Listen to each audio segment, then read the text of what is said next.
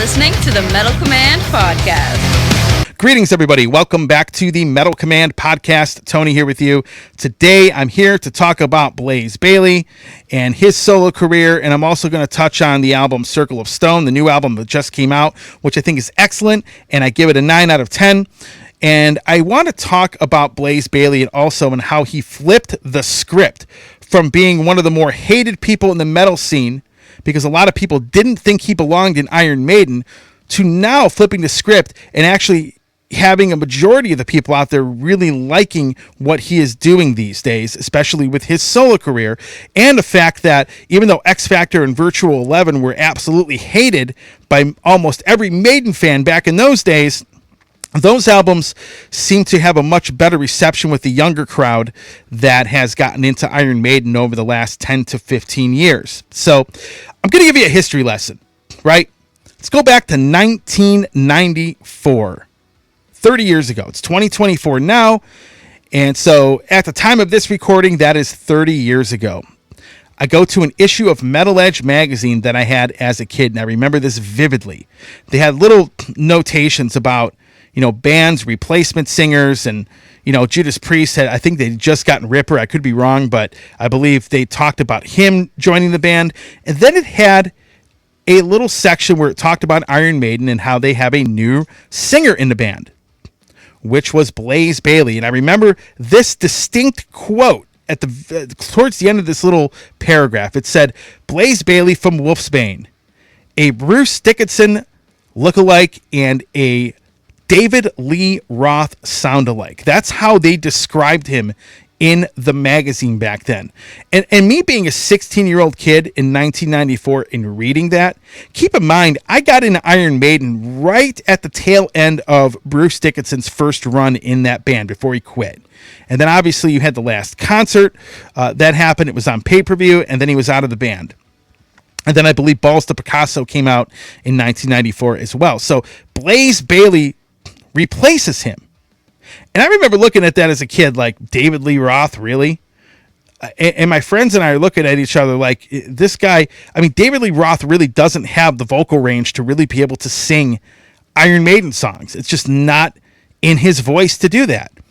And when they described Blaze Bayley as sounding like him, I was kind of like, I don't know about that. I don't think that's going to work very well. But I had not heard anything from Wolfsbane because they talked about the band Wolfsbane in that same sentence, and I never heard them. And back then, you didn't have like YouTube or anything you could stream. The internet was just beginning, so you didn't have any ability, unless you went and found a CD somewhere, which you weren't going to find a Wolfsbane album here in the States, especially during the dark days of heavy metal. You had no way of hearing what this guy sounded like, so you had to be kind of optimistic as a fan. And then I remember when X Factor came out in 1995, I remember going up and buying it and being all excited, a brand new Iron Maiden album. I put it in. First 3 songs I liked. He had Sign of the Cross, which kind of had a long, dull intro, but I did like it.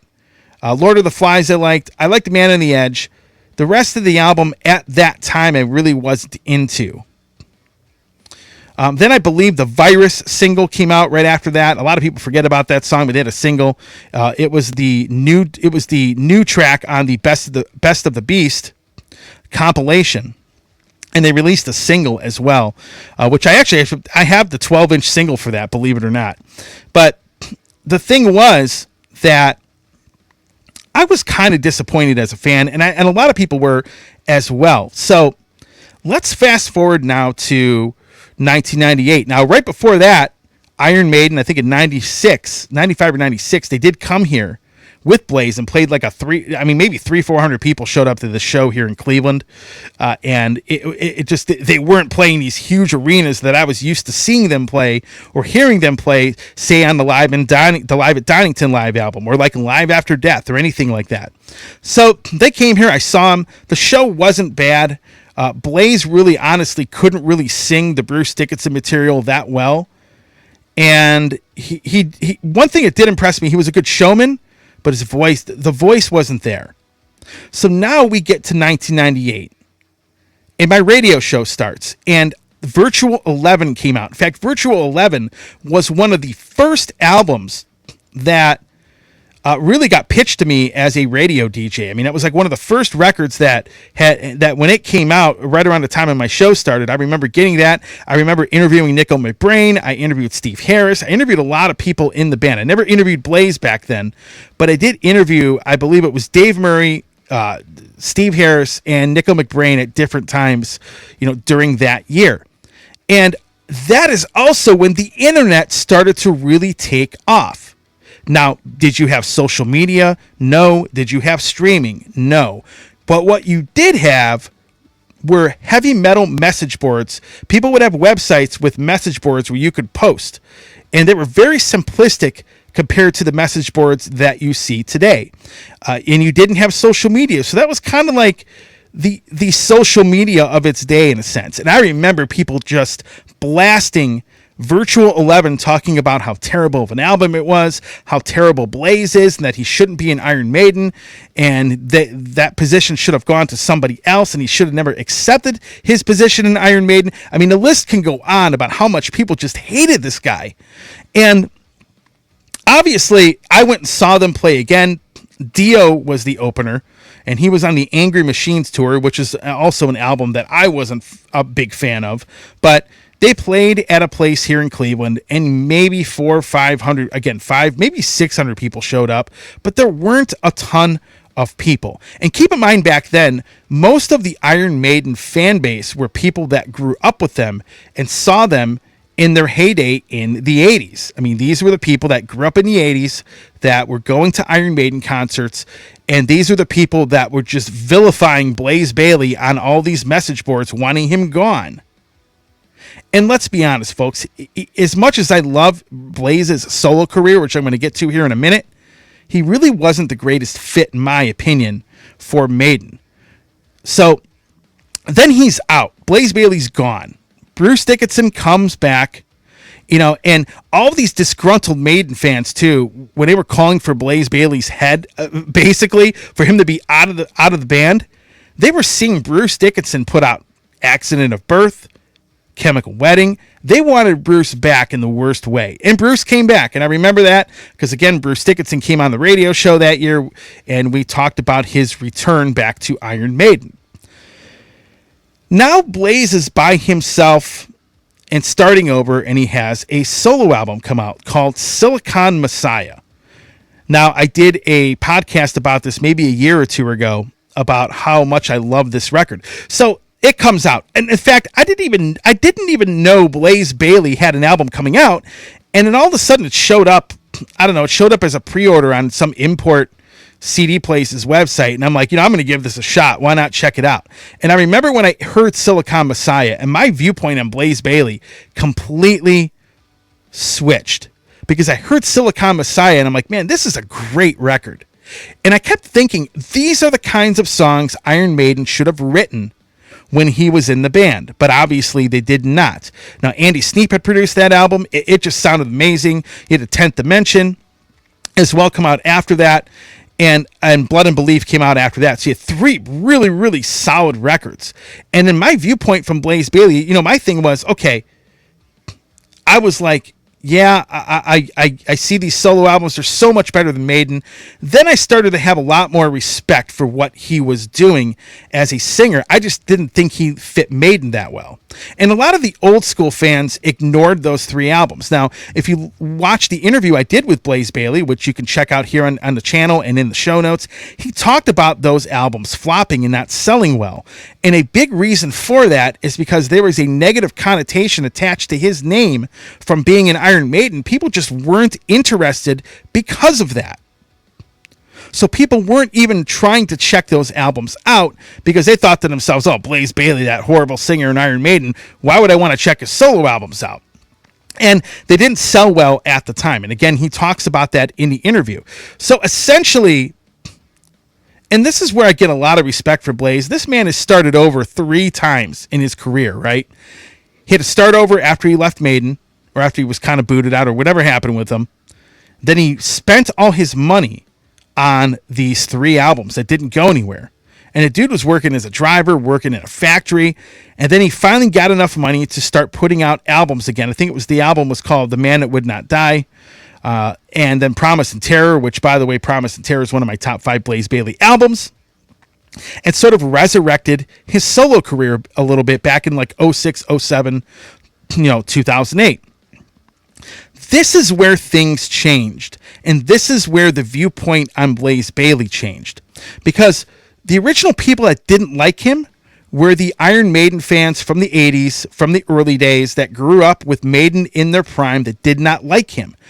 However, around this time, and between like 2006 and like maybe 2010, that 4-year period, Iron Maiden started playing to much bigger crowds. And in those crowds, you had a lot of younger people. People that were 16 years old, 18 years old, 19 years old. People that were kids that learned of Iron Maiden from their parents, from the people that were going to see, like, the Bruce Dickinson reunion shows. And then, they get into Maiden and they start spreading it to all their friends in school and whatnot. And all of a sudden, this younger group, this younger crowd started following Iron Maiden. Now think about this for a minute. Most of these people are getting into Iron Maiden between 2006 and 2010. Okay? They didn't grow up with the band. So when they get to like the X Factor or Virtual 11, these folks, they viewed those albums in a much more positive light than the old school fans did when they came out. And as a consequence of that, hearing of Blaze Bayley, they started checking out his solo stuff. And that's when the positive viewpoint, or, the script had flipped for Blaze, in my opinion anyway, is when that started to happen. Because then people started, like, if you look at the, there was a headline that Blabbermouth put up about the interview that I did with Blaze. And we talked about how he liked the X Factor and how people view it more like in a more positive light. And he's right. Because now if you look at comments, like when I post about those albums, there are a clear majority of people now that like those records and, more than they did back in the early days of the internet that I was talking about before. And as he has put out these solo albums, which are very, very good in my opinion, people started to have more respect for him. People started to gravitate towards that.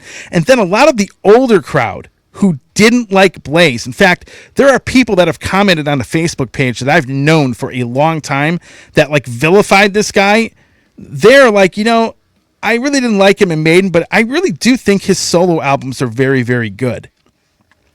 And so that is where the script flipped. And ever since then, even if people aren't into his music or his voice, they respect the fact he has these solo albums, which are pretty mildly successful. Now, is Blaze Bayley playing huge arenas? No.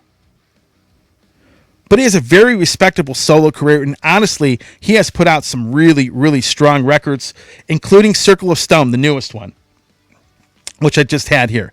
This album's very, very good, which I'll get to towards the end of the podcast here. So everything I just told you about the history lesson and how people really didn't like Blaze back in the day, and how now people view him in a positive light, and he has more support now than he did when he was in Iron Maiden. Well, I talked to Blaze about that in the interview. And in case you missed the interview or you haven't watched it, check out this clip right here with me basically talking to Blaze Bayley about what I just talked about now. Check it out. More people support you in your solo stuff than they did with Iron Maiden, right? Like, I remember when Virtual 11 came out, there was a little bit of a fan backlash and they didn't care for it. But then when Silicon Messiah came out, I'm going all the way back to that, everyone's like, holy crap, man, have you heard Blaze's new album? And ever since then, I've seen the support. I mean, I have all these people that used to write me, message me, even to this day would say, I didn't really like Blaze Bayley and Iron Maiden, but man, his solo stuff, I've even had this comment, and I don't want to bash Iron Maiden because I love the band, but a lot of people like their solo stuff better than the stuff that they've been putting out, right?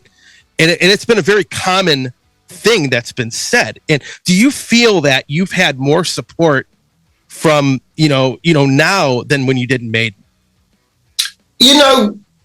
I think that what you're saying, there's a lot of truth to it, Tony. And I feel there's an element there of Blaze haters that will always be there and will never change. And I'm glad about that, because if they're hating me, that must mean I'm worthy of love.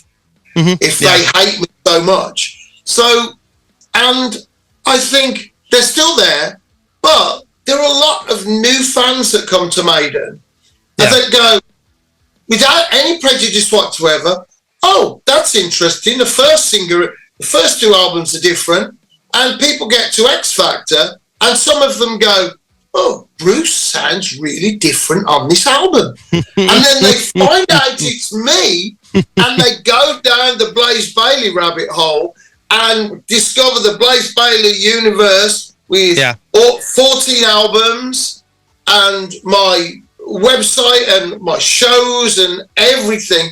And I do things quite differently. I'm a very small, independent artist. We're fiercely independent and proud of what we do.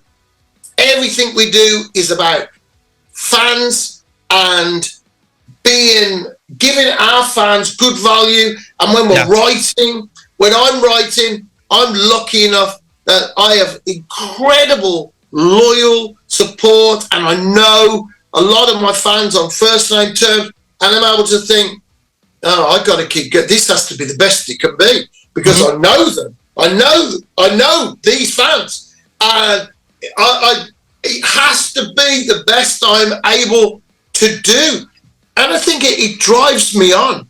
And also, at my shows, the meet and greet is included in the ticket price.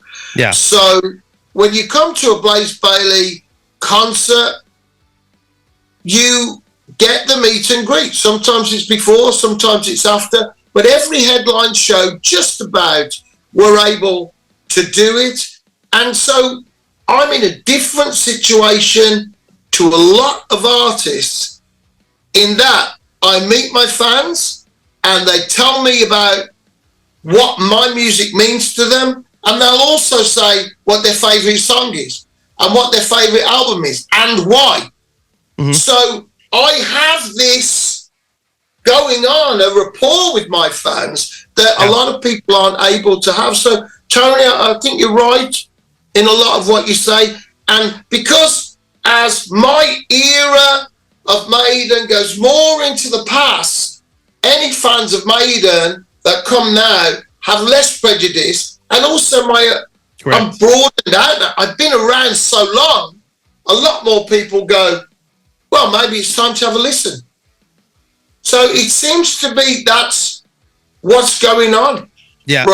So I think you feel it probably more than me, because you're out there and, you know, it's more subjective for me.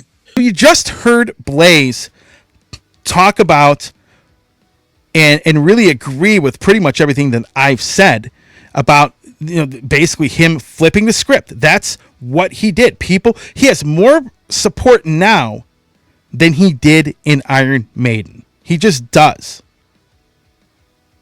So that's going to get me to the album. Circle of Stone.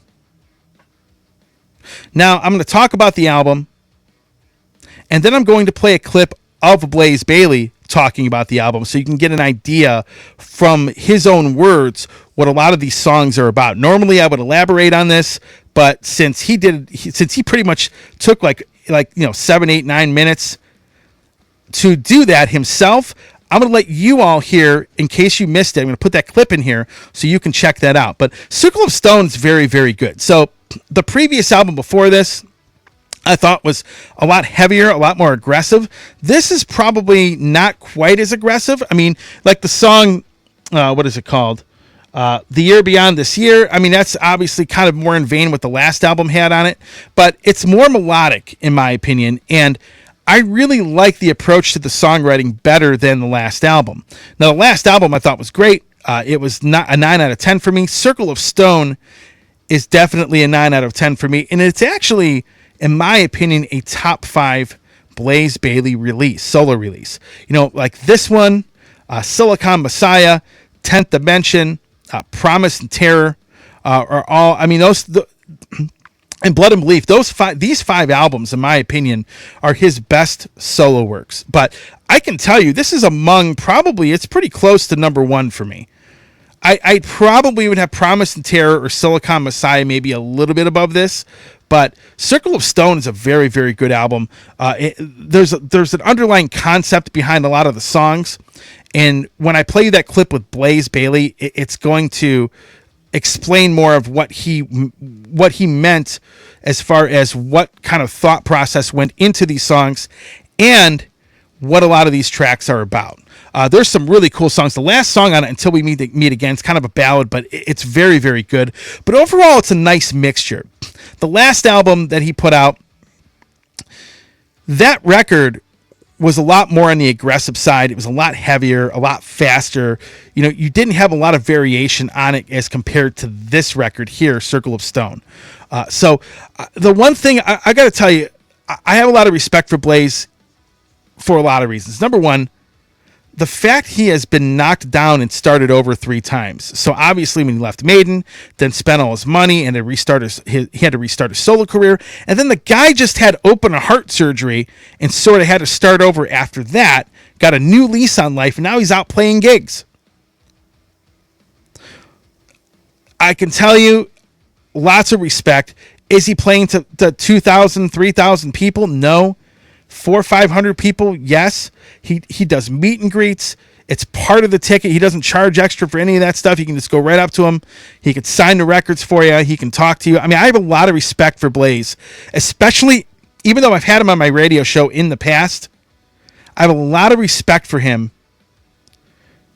with everything he's gone through to be able to still come out, keep grinding at, being in the music scene and keep putting out quality albums. He really has put out a lot of quality records. And again, you could check that interview out. I put it in the show notes on the YouTube site here. You could definitely check that out. But with that being said, I'm going to play you a clip here with Blaze Bayley talking about this album, Circle of Stone, what it's all about, what the concepts behind the songs are, because it sounds better coming from him than it does from me. Check out this clip right here. Talk about this upcoming album that you have coming out here soon. Yeah, it's called Circle of Stone, and it's on vinyl and CD.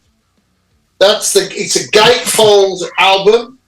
Mm-hmm. We've got coloured vinyl as well. It's green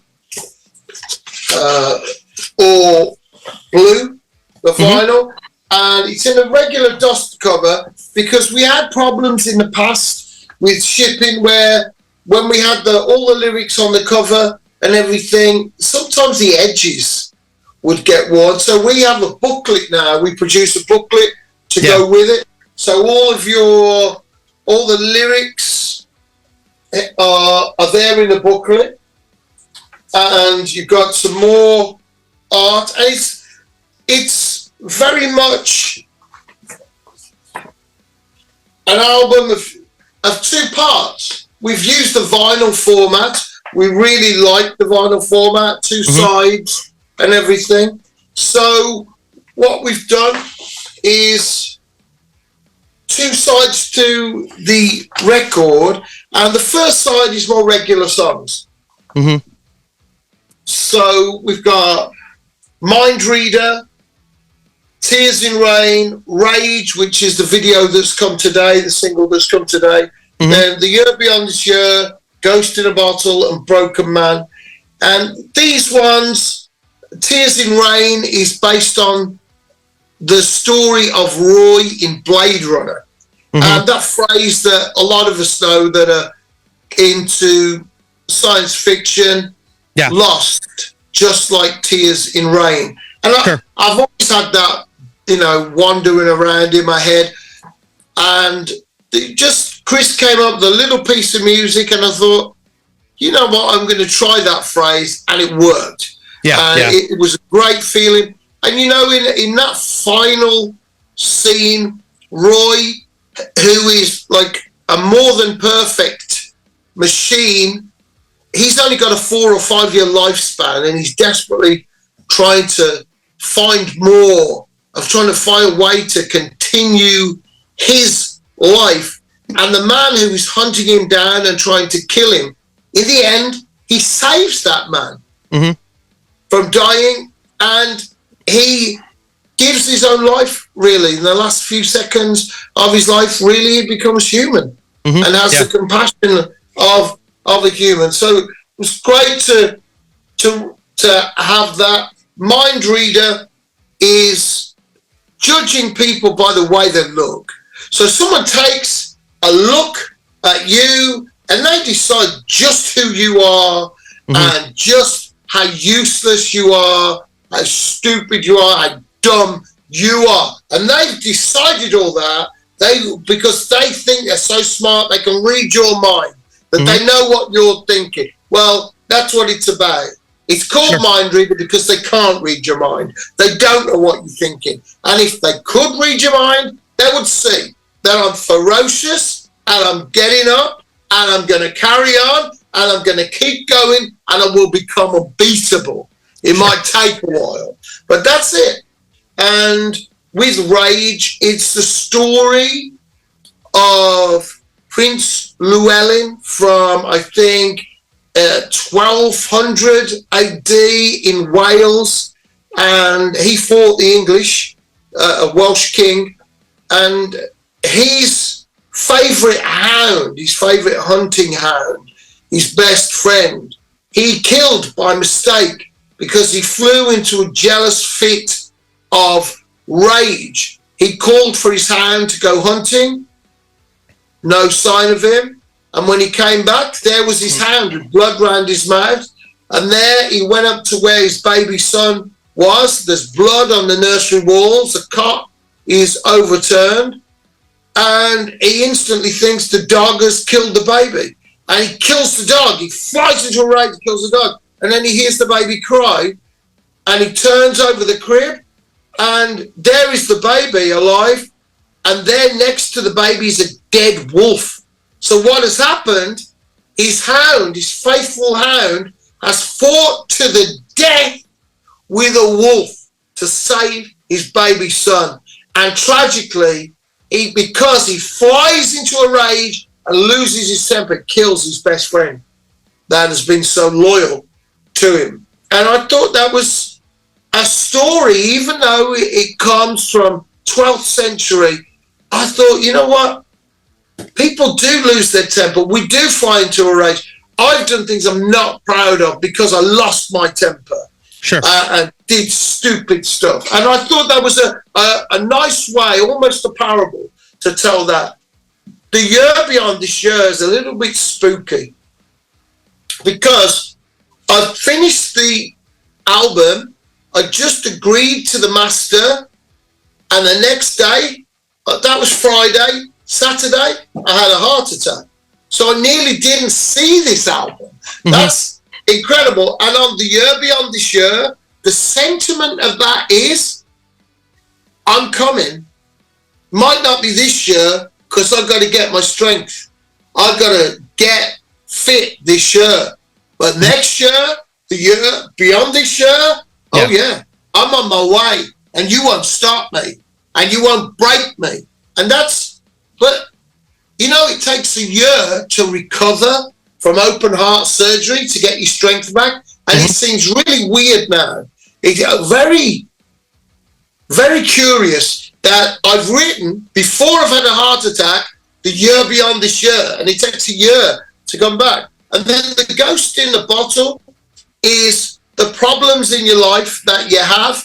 Well, if you can boil them down, and imagine them fitting into a bottle, you can see how small and insignificant they really are. And then the broken man, but that's really, it's my story, but it's a thank you, directly saying thank you to my fans that supported me and believed in me. And I couldn't work for 6 months because of the heart attack. You're not allowed to do anything. You're not allowed to lift anything. I couldn't go to work, and my fans supported me. And I've been down many times after Iron Maiden. I've been broke. I had to work in a factory. I had to work in a shop. I worked as a driver. I spent all my money on making albums and keeping a band together, and it didn't work. Mm-hmm. And that was it. You know, I started again from nothing 3 times. And people believed in me. My fans believed in me. They always said, come on, when's your next tour? When's your next album? And that belief, that support, that's what's got me through. So A Broken Man is a big thank you to all of my fans. And then on side 2, this is the story, which is the Circle of Stone. So the first one is the Call of the Ancestors, and that's the ancient bagpipes calling from the past into the present.